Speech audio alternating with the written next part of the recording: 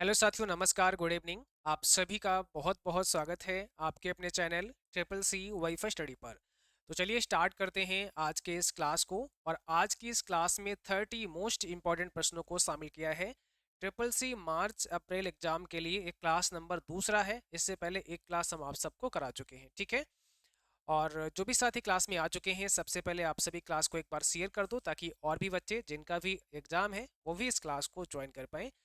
बाकी जिनका भी ट्रिपल सी का एग्ज़ाम अप्रैल में होने वाला है या आपका मई में होने वाला है, ठीक है, तो आप सभी हमारा जो पेड कोर्स है triple C wifi study mobile application पर जाकर ज्वाइन कर सकते हैं। और अगर अभी कोई भी कोर्स आप ज्वाइन करते हैं, आपको 299 में ही मिल जाएगा, ठीक है। आप देखेंगे ट्रिपल सी मई एग्जाम में आपको डिस्काउंट ऑलरेडी दिया हुआ है, 299 में ही अभी आपको मिल रहा है। और ये नया बैच है, 10 मार्च से आपका स्टार्ट होने जा रहा है। 10 मार्च से लाइव क्लास आपको यहाँ पे मिलना शुरू हो जाएगा और इसमें कंप्लीट कोर्स हम आपको कराते हैं, ठीक है। तो अभी यहाँ पर 299 में ही ये आपको दिया गया है। इसी के साथ साथ जिनका एग्जाम मार्च में है और जिनका एग्जाम अप्रैल में है, तो जिनका मार्च में वो मार्च बैच ज्वाइन कर सकते हैं, जिनका अप्रैल में है वो अप्रैल बैच ज्वाइन कर सकते हैं। इस बैच का प्राइस 399 है, पर अभी हमने यहाँ पर एक कूपन कोड आपको दिया है। तो जैसे ही आप कूपन कोड होली लगाते हैं तो आपको यहाँ पर डिस्काउंट मिल जाएगा और ये बैच मात्र 300 में ही मिल जाएगा, ठीक है। कैसे कूपन कोड अप्लाई करना है वो भी एक बार हम आपको समझा देते हैं। तो जैसे ही आप triple c के वेबसाइट पर आते हैं, या आप हमारा जो मोबाइल ऐप है उसको प्ले स्टोर से डाउनलोड कर सकते हैं। और उसमें पेड कोर्स में भी एक कोर्स आपको मिल जाएगा। वेबसाइट पर आने के बाद आपको यहाँ ज्वाइन कोर्स पे क्लिक करना है। मोबाइल पर देख रहे हैं तो राइट साइड में 3 डॉट है, वहाँ पे क्लिक करेंगे, ज्वाइन कोर्स का ऑप्शन आएगा। आपको ज्वाइन कोर्स पे क्लिक कर देना है तो कोर्स की वेबसाइट पर सीधे ही आप आ जाएंगे, ठीक है। इसके बाद आप देखेंगे यहाँ पर, तो कोर्सेज के अंदर हम चलते हैं और यहाँ पर ट्रिपल सी सेक्शन में देखेंगे आप, तो ट्रिपल सी मई एग्जाम के लिए 299 ही दिखा रहा है, but triple C April exam के लिए और मार्च एग्जाम के लिए 360 दिखा रहा है। तो यहाँ पर आपको व्यू डिटेल पे क्लिक करना है। अगर आपका अप्रैल में एग्जाम है तो अप्रैल वाला बैच आप ले सकते हैं और यहाँ पर आपको लॉगिन करना है, ठीक है। तो लॉगिन करने के लिए हम यहाँ पर अपना मोबाइल नंबर डाल देते हैं, नेक्स्ट करेंगे। इसके बाद लॉगिन विद पासवर्ड और यहाँ पर हम पासवर्ड भी एंटर कर देते हैं।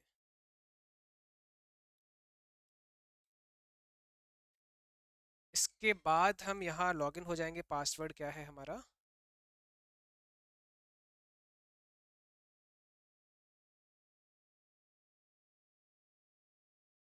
चलिए पासवर्ड मुझे याद नहीं है, तो एक काम करते हैं, हम यहाँ बैक कर देते हैं, लॉगिन विद ओटीपी कर लेते हैं, ठीक है। अब यहाँ से हम ओटीपी से लॉगिन कर सकते हैं।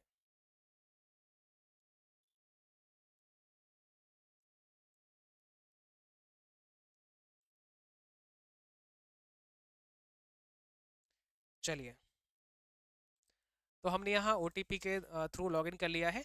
अब देखिए हमारे सामने यहाँ पर 3 ऑप्शन आ गए हैं। 3 मंथ के लिए 360 का दिखा रहा है, 6 मंथ का 499 दिखा रहा है और 12 मंथ का आपका 699 दिखा रहा है। तो मान लिया मुझे 3 मंथ के लिए लेना है, तो हम यहाँ बाय नाउ पे क्लिक करेंगे। और अब यहाँ पर कूपन कोड लगाने का हमें ऑप्शन दिया गया है। तो 360 अभी दिखा रहा था, हम यहाँ पे कूपन कोड लगा देंगे होली और इसको अप्लाई कर देंगे यहाँ पे। तो जैसे ही अप्लाई किया, यहाँ पर 60 रुपीज़ का डिस्काउंट हो चुका है और ये बैच ओनली हमारा 300 का ही हो गया है। अब हम यहाँ बाय नाउ पे क्लिक करेंगे। बाय नाउ पे क्लिक करने के बाद यहाँ पर पेमेंट का ऑप्शन आ जाएगा। हम यहाँ से अब क्यूआर कोड को स्कैन करके भी पेमेंट कर सकते हैं। आप मोबाइल से करेंगे तो सीधे आपका यूपीआई के थ्रू आप फ़ोन पे, पेटीएम, जो भी है, नेट बैंकिंग, वॉलेट, किसी से भी आप यहाँ पर पेमेंट कर सकते हैं। और जैसे ही पेमेंट आपका होता है, बैच तुरंत ही एक्टिवेट हो जाता है। किसी भी असुविधा के लिए आप हमें कॉन्टेक्ट कर सकते हैं, कॉल कर सकते हैं, ठीक है। 9452299436 हमारा व्हाट्सएप नंबर है, तो इसी पर आप हमें व्हाट्सएप कर सकते हैं। चलिए, तो आई होप आपके समझ में आ गया है कि कैसे आपको बैच ज्वाइन करना है। अभी आप सबको डिस्काउंट दिया जा रहा है, तो मात्र 399 में ही, सॉरी, 300 में ही, यानी 300 रुपये में ही आप ट्रिपल सी अप्रैल बैच और मार्च बैच कोई भी ले सकते हैं। जब भी आपका एग्जाम है वही वाला बैच आपको लेना है, ठीक है। और इस बैच के अंदर ई बुक वगैरह सब आपको मिल जाएगा। जो 120 का ई बुक है वो भी इसमें इंक्लूड है, अलग से लेना नहीं पड़ेगा। और टेस्ट सीरीज वगैरह सारा कुछ यहाँ पे मिल जाएगा, ठीक है। चलो, तो आज का सबसे पहला प्रश्न आपके स्क्रीन पर आ चुका है। पहला प्रश्न का आंसर भी आपको पता लग गया है, कोई दिक्कत नहीं। चलिए, अब हम इनको हटा देते हैं। तो देखिए यहाँ पर क्या पूछा है कि किसी कंप्यूटर को इथरनेट नेटवर्क से कनेक्ट करने के लिए किस प्रकार के कनेक्टर का उपयोग किया जाता है? आंसर आपको देना है। किस प्रकार के कनेक्टर का इस्तेमाल होता है? यानी किसी कंप्यूटर को इथरनेट नेटवर्क से कनेक्ट करना है, ठीक है, तो कौन सा कनेक्टर यूज किया जाएगा? यूएसबी, एचडीएमआई, वीजीए या आरजे45? बहुत ही इंपॉर्टेंट सवाल है, तो याद रखना है कौन सा कनेक्ट होता है। RJ45 नाम से कनेक्टर है, ठीक है, हम यूज करते हैं। कौन सा हम कनेक्टर यूज करते हैं? RJ45। दूसरा सवाल है, कंप्यूटर में साउंड कार्ड का क्या कार्य होता है? जो आपका कंप्यूटर है, इसमें साउंड कार्ड का काम क्या होता है? साउंड कार्ड का कार्य क्या होता है? सही जवाब आपको देना है। और जो भी बच्चे क्लास में अभी भी जुड़े हैं, आप सब क्लास को सबसे पहले तो शेयर कर दो, ताकि और भी बच्चे जिनका भी एग्जाम है वो भी इस क्लास को ज्वाइन कर पाए। तो साउंड कार्ड क्या करता है? To process audio signal for output to speakers और हेडफोन्स। ऑप्शन है सी यहाँ पर। कंप्यूटर की बूट प्रक्रिया को प्रबंधित करने और ऑपरेटिंग सिस्टम को आरंभ करने के लिए कौन सा घटक जिम्मेदार है? विच component is responsible for managing the boot process of a computer and initiating the operating system? तो यहाँ पर ग्राफिक्स कार्ड है, सीपीयू है, बायोस है, रैम है। तो सही जवाब सभी को कमेंट बॉक्स में देना है, जल्दी से बताइए। इस प्रश्न का सही जवाब हो जाएगा ऑप्शन नंबर सी, बायोस। ठीक है, अब देखिए बायोस का पूरा नाम भी एग्जाम में पूछता है। तो बेसिक इनपुट आउटपुट सिस्टम के नाम से जाना जाता है बायोस। इस बायोस को क्या बोला जाता है? इस बायोस को फर्मवेयर के नाम से भी जाना जाता है। बायोस क्या है? एक फर्मवेयर है, ठीक है, तो इसे फर्मवेयर भी कहते हैं। और ये बायोस आपका कहाँ रहेगा? ये आपका रोम जो चिप होता है उसके अंदर बायोस आपका इंस्टॉल होता है, उसके अंदर ये इंस्टॉल होता है, रखा जाता है, ठीक है। निम्न में से कौन सा एक ऑपरेटिंग सिस्टम नहीं है? कौन सा एक ऑपरेटिंग सिस्टम नहीं है? तो ऑपरेटिंग सिस्टम की अगर हम बात करें तो देखो आप सब जानते हैं, अगर हम बात करें मैक ओएस की तो ये ऑपरेटिंग सिस्टम है। अगर हम बात करें आईओएस की तो ये भी है। अगर हम बात करें एंड्रॉइड की तो ये भी है। अगर हम बात करें लिनक्स की तो ये भी है। अगर हम बात करें यूनिक्स की तो ये भी है। और कौन सा रह गया? तो मैक ओएस हो गया, आईओएस हो गया, एंड्रॉइड हो गया, लिनक्स हो गया, यूनिक्स हो गया। अगर हम बात करें विंडोज़ की तो विंडोज़ भी आपका एक ऑपरेटिंग सिस्टम है। बट यहाँ गूगल क्रोम एक ऑपरेटिंग सिस्टम नहीं है। गूगल क्रोम क्या है? तो याद रखना है, एक वेब ब्राउज़र है। गूगल क्रोम क्या है? एक वेब ब्राउज़र है। क्वेश्चन नंबर 5 का आंसर देना है।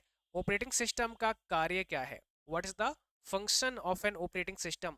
एक जो ऑपरेटिंग सिस्टम हमारे कंप्यूटर में होता है, इसका काम क्या है, इसका कार्य क्या है? तो ऑपरेटिंग सिस्टम के अगर हम कार्य की बात करें तो ये कंट्रोल करता है हार्डवेयर रिसोर्सेज को, या मैनेज करता है सॉफ्टवेयर एप्लीकेशंस को, या यूजर इंटरफेस प्रोवाइड करता है।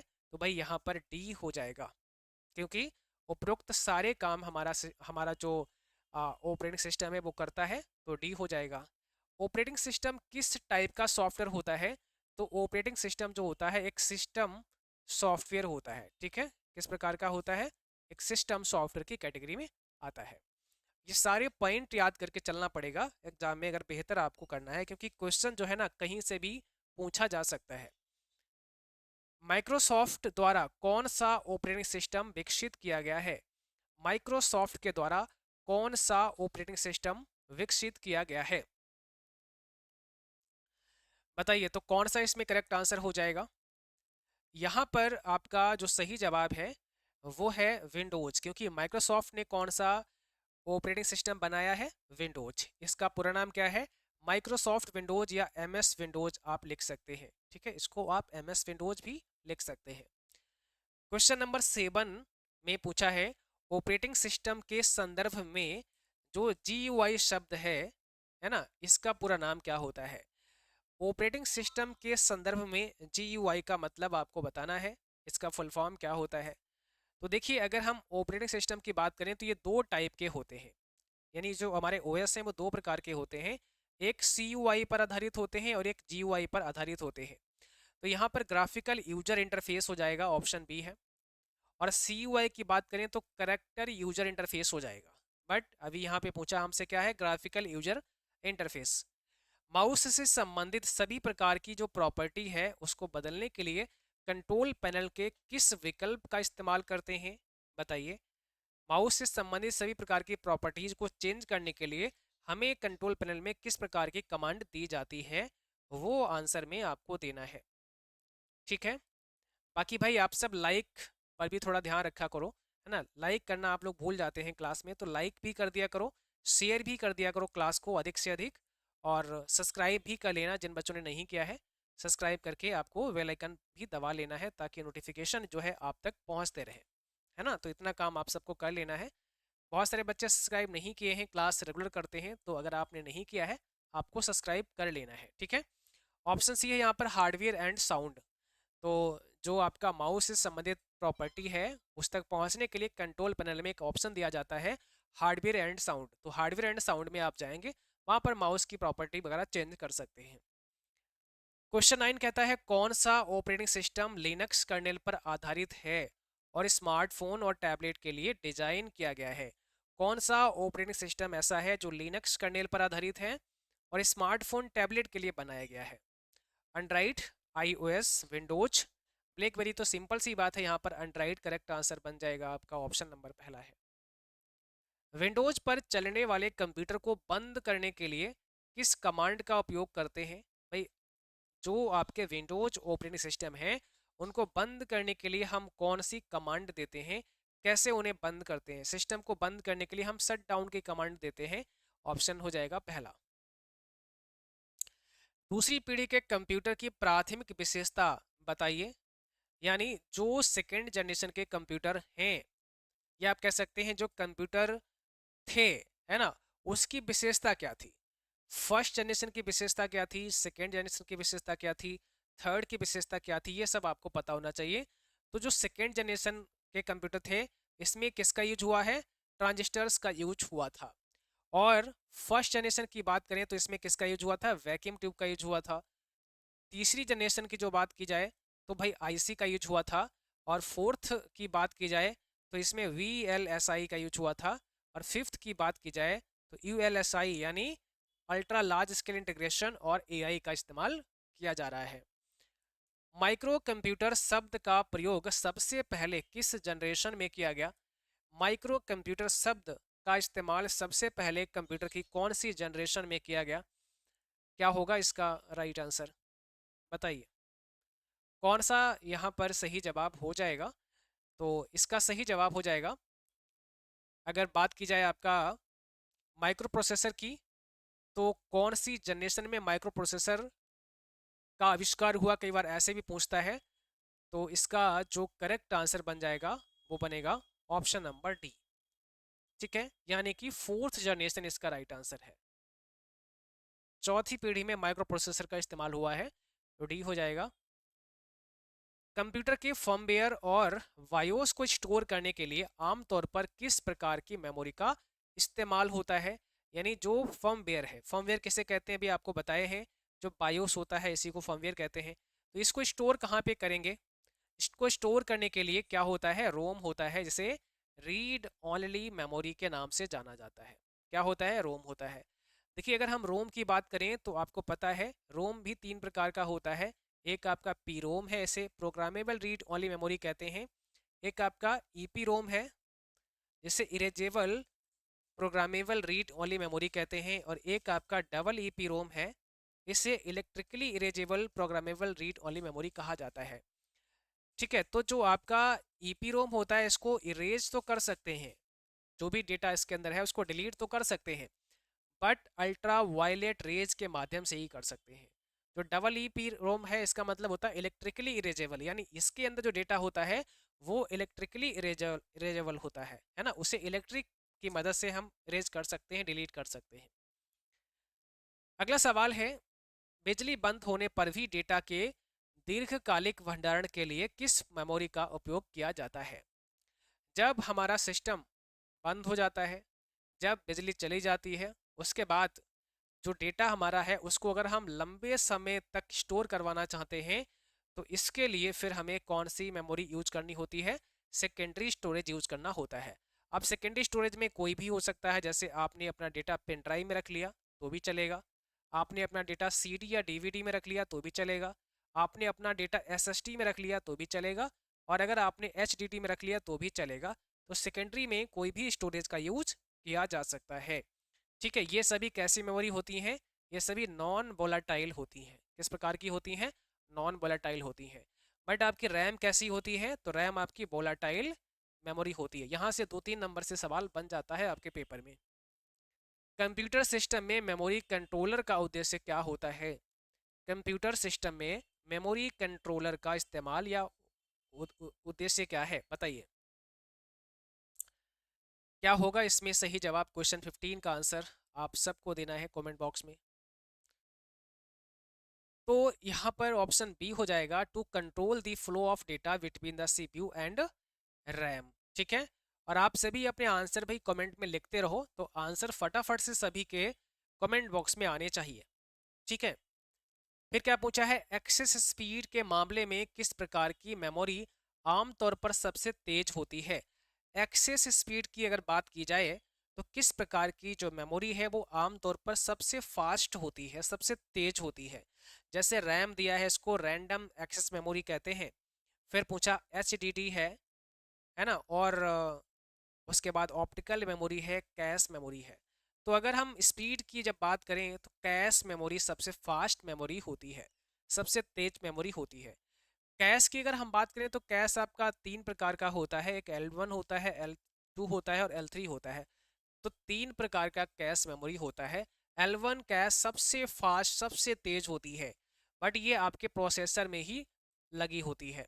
ठीक है, और कैश मेमोरी जो भी आपका, देखिए जो आपका प्रोसेसर है, जो डेटा प्रोसेसर तक पहुंचता है उसकी एक कॉपी कैश मेमोरी अपने पास स्टोर कर लेती है, ताकि इन फ्यूचर आपके प्रोसेसर को अगर उस डेटा की आवश्यकता होती है तो उसको वापस से प्राइमरी मेमोरी में जाना नहीं पड़ता है, कैश से ही वो डेटा फेच कर लेता है।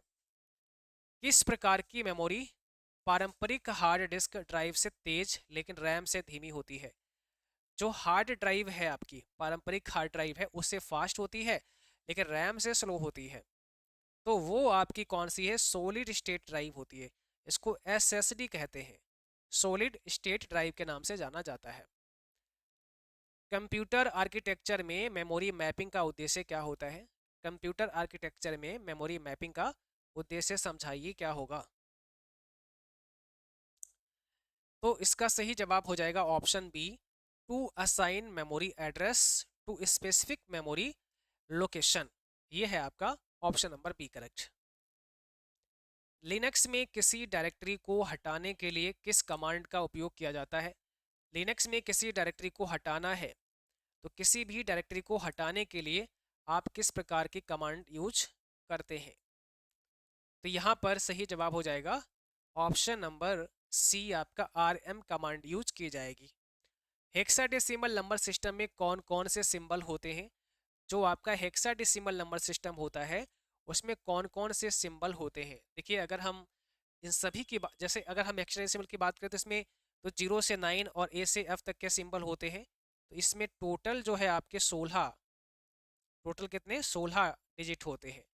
तो इसका बेस भी 16 हो जाएगा। लेकिन इसके अलावा भी आपसे पूछ सकता है कि वाइनरी में कितने सिंबल होते हैं? तो वाइनरी में 0 और 1 दो ही होते हैं, तो इसका बेस 2 हो जाएगा। फिर आपसे पूछेगा कि ऑक्टल में कितने होते हैं? तो 0 से लेकर 8 तक होते हैं, तो इसका बेस, नहीं, 0 से 7 तक होते हैं, ठीक है, और इसका बेस 8 हो जाएगा। फिर आपसे पूछेगा डेसिमल नंबर सिस्टम का बता दो, तो 0 से 9 इसका बेस आपका 10 हो जाएगा। और हेक्साडेसिमल यहाँ पूछा ही है, 0 से 9 A से F इसका 16 हो जाएगा। तो ये सभी से बेस भी पूछता है, याद रखना है। कौन सा इनपुट और आउटपुट डिवाइस ध्वनि को विद्युत ऊर्जा में रूपांतरित करता है? निम्न में कौन सा इनपुट और आउटपुट डिवाइस जो है वो ध्वनि को विद्युत ऊर्जा में रूपांतरित कर देता है?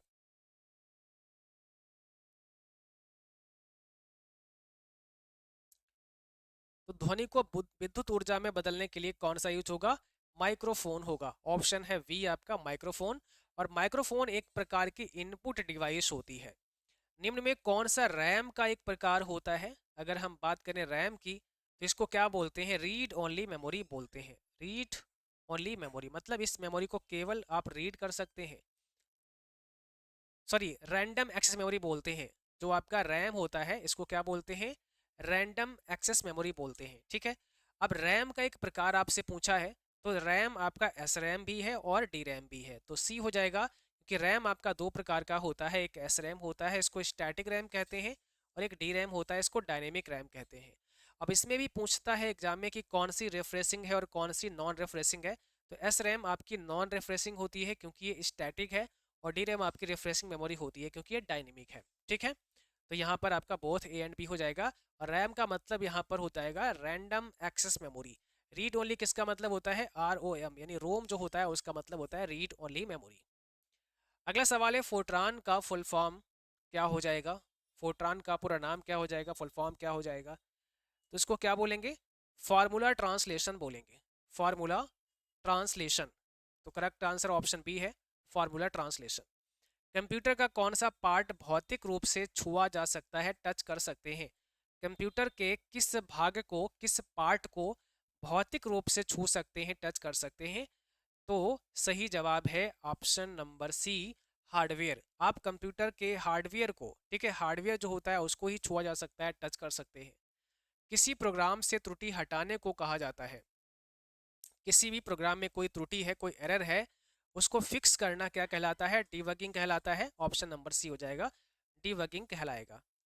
स्क्रीन पर सॉफ्टवेयर के छोटे चित्रीय रूप को क्या कहा जाता है? जो स्क्रीन पर जो आपका डेस्कटॉप होता है वहाँ पर छोटे छोटे आपने चित्र देखे होंगे, है ना, जो किसी फाइल फोल्डर को रिप्रेजेंट कर रहे होते हैं, इनको आप किस नाम से जानते हैं? तो ये आपके कहलाते हैं आइकन्स। ऑप्शन नंबर पहला हो जाएगा, इनको आइकन के नाम से जाना जाता है। निम्न में कौन सा चार बिट्स के संयोजन का एक वैकल्पिक नाम है? चार बिट्स जहां पर मिल जाती हैं वहां पर आप क्या बोलते हैं? वन निवल कहा जाता है। तो चार बिट बराबर वन निवल हो जाएगा, यानी कि ऑप्शन वी यहाँ पे राइट है। कंप्यूटर में डेटा की सबसे छोटी इकाई, कंप्यूटर में डेटा की सबसे छोटी इकाई एक बाइनरी डिजिट जीरो या वन जैसे बिट कहते हैं। ट्रू फॉल्स में पूछा है, यानी कंप्यूटर में डेटा की सबसे छोटी इकाई जिसे बाइनरी डिजिट जीरो या वन कहा जाता है, तो वो बिट कहलाती है। ऑप्शन हो जाएगा यहाँ पे पहला। अगला सवाल है वी आर का पूरा नाम क्या होता है? आपको वी आर का फुल फॉर्म बताना है। तो इसका मतलब होता है वर्चुअल रियलिटी। क्या हो जाएगा? वर्चुअल रियलिटी हो जाएगा, पहला ऑप्शन राइट है। तो आज की क्लास बस यहीं पर समाप्त करेंगे। अगर आप सबने चैनल को सब्सक्राइब नहीं किया है तो सब्सक्राइब करके बेल आइकन भी दबा लीजिएगा, ताकि जब भी कोई क्लास चले उसकी नोटिफिकेशन आप तक पहुंचती रहे, ठीक है। बाकी जो साथी हमारा पेज कंप्लीट ज्वाइन करना चाहते हैं तो आप सभी ट्रिपल सी के लिए कंप्लीट कोर्स ले सकते हैं। बहुत ही शानदार कोर्स है, जिसमें कंप्लीट तैयारी आपकी हो जाएगी। और जो मार्च बैच है वो कंप्लीट हो चुका है, तो अब रिकॉर्डेड फॉर्म में आपको पूरा बैच मिल जाएगा। और होली नाम से कूपन कोड लगाना ना भूलें, ताकि मैक्सिमम डिस्काउंट भी आप सबको मिल जाए। और जो नया बैच है वो 10 मार्च से लाइव होने जा रहा है, तो आप सभी नया बैच में 299 में भी ज्वाइन हो सकते हैं। Mobile app Google play store पर आप जाइएगा, वहाँ पर सर्च करना है ट्रिपल सी वाईफाई स्टडी, वहाँ से ऐप डाउनलोड करके आप कोर्स को ज्वाइन कर सकते हैं, ठीक है। तो आज के लिए बस इतना ही, मिलते हैं फिर अगली क्लास में, तब तक के लिए थैंक यू, बाय बाय।